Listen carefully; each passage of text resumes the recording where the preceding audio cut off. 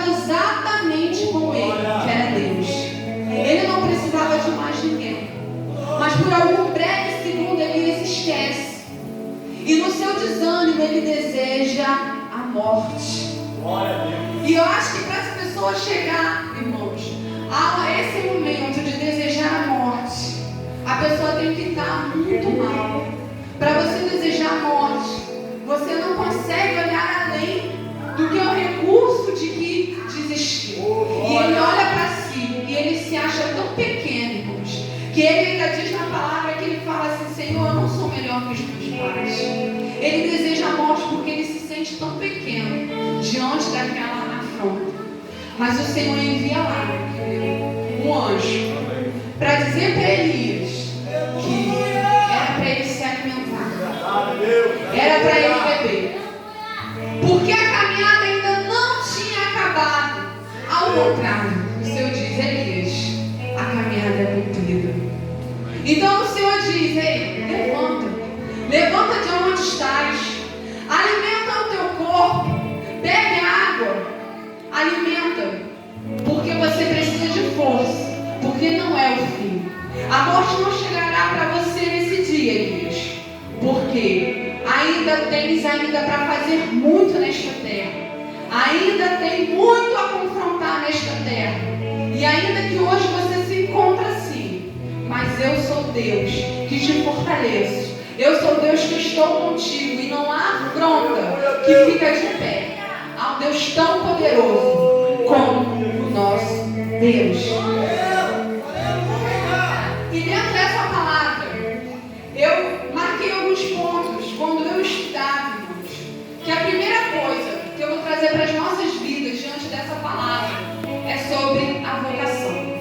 Como eu falei, a vocação de Elias foi uma vocação de confronto. O chamado de Elias era para confrontar. E você já parou para pensar, meu querido, qual é o seu chamado? O Senhor, meu amado, tem um chamado na tua vida. Seja chamado de confortar ou de confrontar. Talvez você já saiba qual é essa sua vocação. Ou se você não sabe, que você possa pedir ao Senhor que nessa noite o Senhor venha desvendar esse mistério na tua vida. E que você venha saber qual é o chamado de Deus para a tua vida. O Senhor levantou Elias, como eu falei, como profeta para vocacionar o confronto. Mas talvez Deus te chamou para confortar. Aleluia. Talvez o Senhor quer te usar para tais feridas daqueles que estão lá fora, para tais feridas daquele que se encontra fraco. Talvez o Senhor quer te usar na sua simplicidade, na sua meiguice, na sua maneira de ser, para ajudar aqueles que estão passando por momentos difíceis, para você ser aquele bom samaritano e ajudar aquele que está caído, mas também para ministrar a palavra no brandor. Então que seja para confortar, que você, meu querido, não abra a mão da tua vocação. É isso que o Senhor ele quer falar comigo e contigo nessa noite. Que ainda que a caminhada seja árdua, que você não venha abrir mão. Se a tua vocação é confortar, que você conforte, mas que você leve a palavra segundo a vontade de Deus, da sua maneira, e comece a colocar azeite nas feridas daqueles que estão machucados, e que seja aquele que venha somar na vida daquela pessoa que se encontra fraca. Talvez você foi chamado, como Elias foi chamado, para confrontar. E aí também é um confronto que tem que pagar preço. Porque confrontar, meu querido, como eu falei na vida de Elias, é difícil. Porque você vai confrontar amigos, você vai confrontar familiares, você vai confrontar irmãos, você vai confrontar impiedade, você vai confrontar idolatria, você vai confrontar aquilo que está indo desencontro àquilo que Deus diz. E aí tem que pagar um certo preço. Porque às vezes o confronto te traz uma certa solidão, porque nem todos estão aptos a entender o confronto da palavra do Senhor. E a palavra do Senhor é tão viva, ela é tão eficaz, e ela produz tanto fruto, que até quando eu e você lemos, ela nos confronta. Quando eu e você estamos com o nosso coração aberto, não é necessário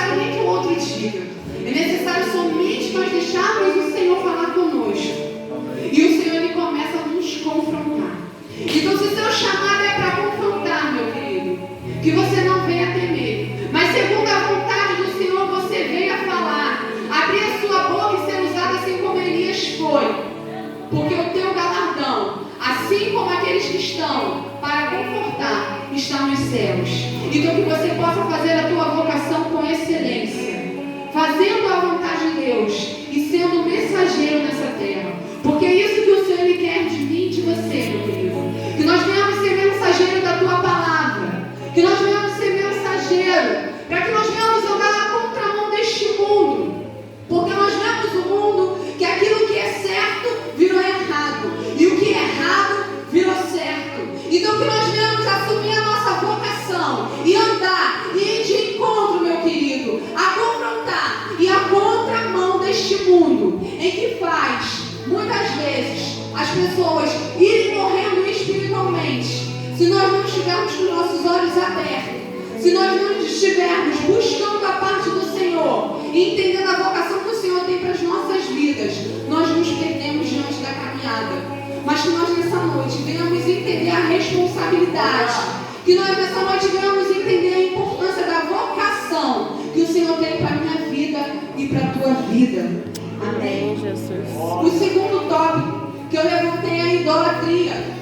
Nós vemos um povo que idolatrava Baal, que idolatrava deuses. Um povo que nós vemos na Bíblia que sempre estava querendo adorar outros deuses. No momento eles adoravam o Deus de Israel e o outro adorava o Deus mundano. Mas nós vemos nessa noite aprender que a idolatria não é só outros deuses, mas existe idolatria a coisas, idolatria a pessoas, idolatria a tudo aquilo que te faz, irmãos, botar o Senhor em segundo plano.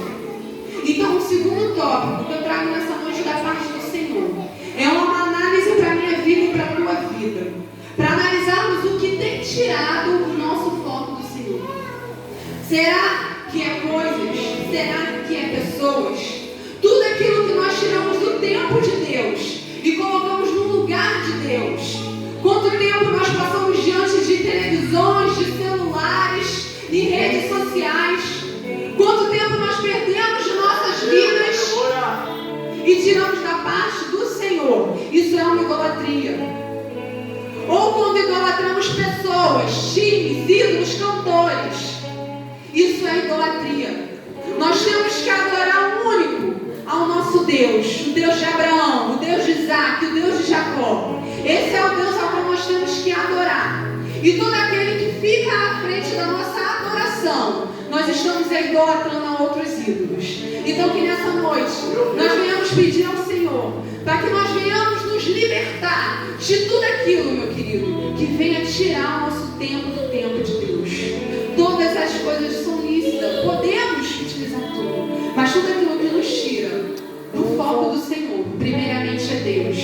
Então se há alguém, ou pessoa, ou coisas que estão entre a nossa vida e o nosso Deus, nós temos que pedir para Deus tirar, abrir os nossos olhos espirituais e tirar essa idolatria. Porque nós vemos, é a terceira coisa que eu marquei aqui, irmãos, que aquele povo, por causa da idolatria, eles passaram por privações. E quando nós tiramos a glória do nosso Deus, quando nós tiramos o foco do nosso Senhor, quando nós abdicamos do nosso tempo de ler a Bíblia, de orar, de buscar a presença do Senhor e fazemos as demais coisas antes das coisas divinas, nós passamos por privações, nós recebemos o castigo, para que nós venhamos nos consertar, porque é isso que o Senhor Ele queria do teu povo. O Senhor Ele queria que o povo abrisse os seus olhos e trouxesse o arrependimento. E o Senhor nessa noite Ele quer falar comigo e contigo, meu querido, para que nós não venhamos padecer, para que nós não venhamos receber esse castigo, mas que nós venhamos poder pedir ao Senhor, que nós venhamos ter um entendimento e que nós não venhamos passar por essas coisas, mas que nós venhamos nos consertar pelos nossos olhos espirituais, que nós possamos ser abertos nesta noite e ver o que está fora de nossa vida para que nós venhamos entrar no prumo e não passar por privações. Porque quando eu vejo, irmãos, um castigo, quando eu lia, eu vejo muito atual o que nós estamos vivendo, porque nada foge do controle de Deus. Será que se o nosso Deus não quisesse, Ele não já teria terminado com essa pandemia? Claro, porque basta uma palavra do Senhor para o milagre acontecer. Nós vemos no livro de Gênesis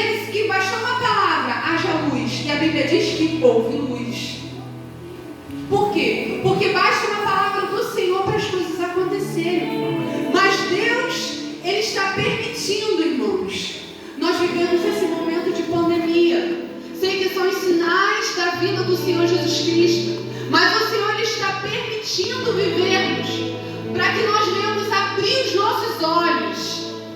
Quantas pessoas, irmãos, eu me recordo de um carnaval que teve, em que no Sambódromo o diabo estava lá vestido e arrastava Jesus. Não sei quantos aqui viram essa cena que repercutiu.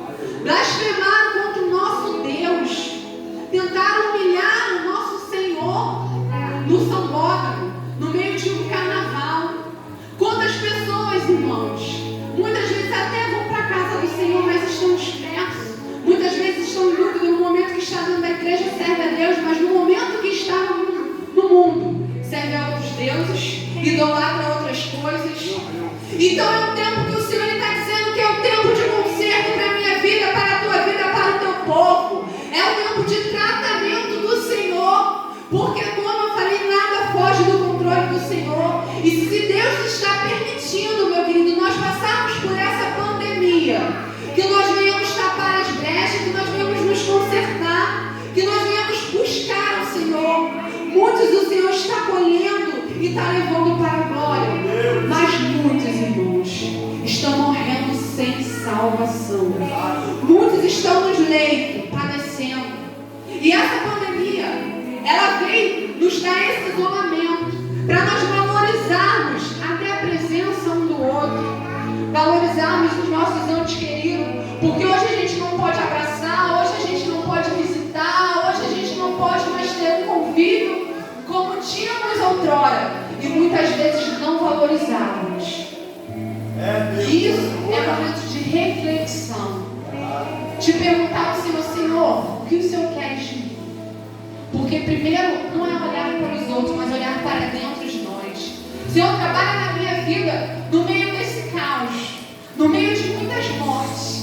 O Senhor quer que nós sejamos gratos porque o Senhor nos permitiu, meu querido, entrar por estas portas. Estamos aqui com saúde, adorando ao Senhor. Então, que cada oportunidade que o Senhor me dá e te dá, que nós venhamos fazer com excelência, que nós venhamos falar do amor de Deus, que nós venhamos levar essa vocação a sério, que nós venhamos levar o Evangelho do Senhor como Ele é, ainda com as nossas fraquezas e falhas, mas que nós venhamos pedir ao Senhor para que Ele venha trabalhando em nossas vidas, para que nós venhamos alcançar a Tua misericórdia e ser usado da maneira que Ele quer, da forma que Ele quer, como Ele fez com os profetas. Porque assim como Deus usou Elias e usou a tantos outros profetas, o Senhor Ele quer te usar, meu querido. Ele quer, então não deixa de nada vir te impedir. Não foi aonde Elias nasceu, não foi como Elias se vestia, não foi a sua forma simples que o impediu, não foi os apontamentos que fizeram Elias parar o seu ministério. Mas Elias comprou a tua vocação e serviu com excelência e obediência ao Senhor, levando a palavra do Senhor, sendo instrumento do Senhor para levar ao arrependimento daquele povo. Quarto ponto que eu separei é que nós não devemos duvidar que o nosso Deus, Ele é Deus soberano. Então não importa, meu querido, o milagre que você queira para a tua vida, o maior milagre que o nosso Deus nos dá é a nossa salvação. E isso eu e você não devemos nunca esquecer. O maior milagre é a nossa salvação. O segundo maior milagre é estarmos vivos. É verdade, aleluia. E podemos lutar pela nossa salvação e pelo nosso gasto. Então não importa se é uma doença, se é uma falta de emprego, se é a conversão do ente querido, eu não sei o que você tem pedido ao Senhor constantemente. Qual é o milagre que você tem desejado da parte do Senhor? Mas que você saiba que o nosso Deus Ele é soberano sobre todas as coisas. Que nada escapa do controle de Deus. Que tudo é por Ele, tudo é para Ele. Porque Ele faz e fez todas as coisas.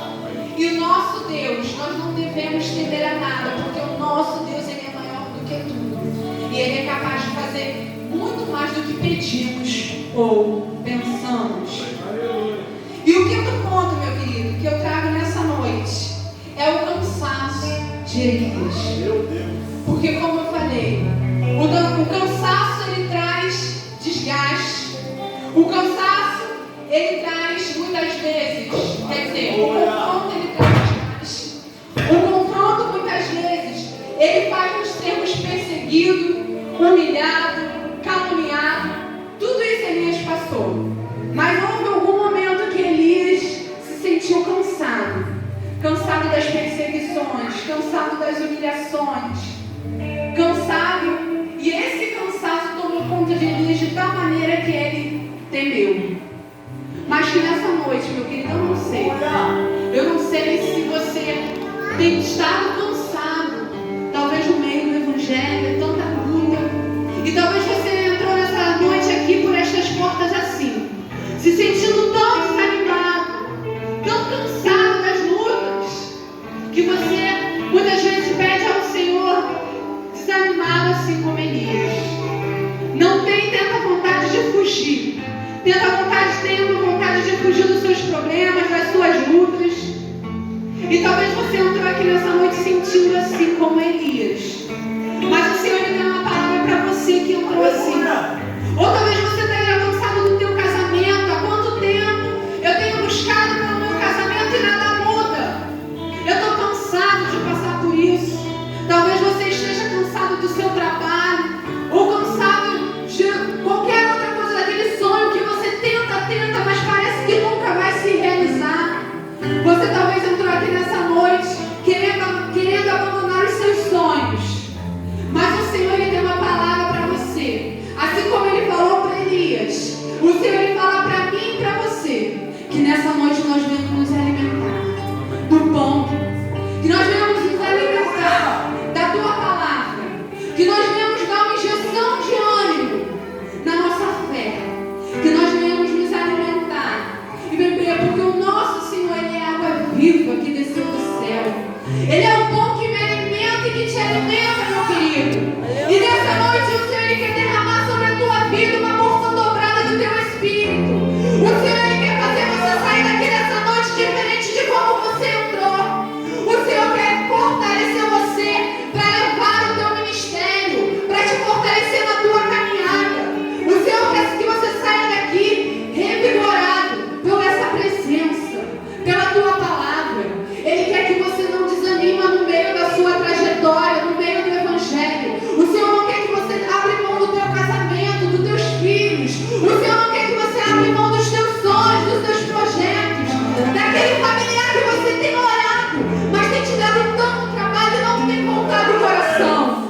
Mas o Senhor diz que há esperança sim. O Senhor quer te fortalecer, para que você continue sendo um canal de bênção nesta terra, para que você venha a ser usado assim como o profeta Elias foi usado, para que você venha levar outros ao arrependimento, para que você seja um servo, uma serva de Deus, para que leve a palavra do Senhor a outros que estão lá fora, ainda presos e carentes de ouvir a palavra do Senhor.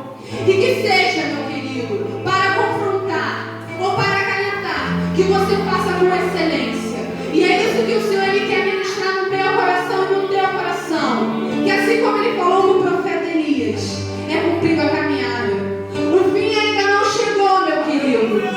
Então que você possa se fortalecer das armas espirituais nessa noite. Que você possa se fortalecer e se alimentar.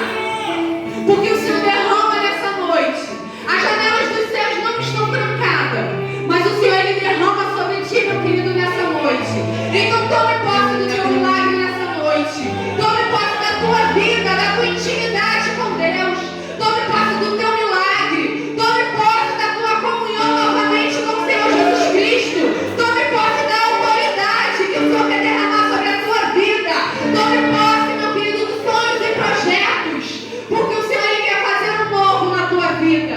E eu gostaria nessa noite, meu querido, que você se colocasse de pé e louvasse conosco o hino que fala que você não pode desistir agora, meu querido.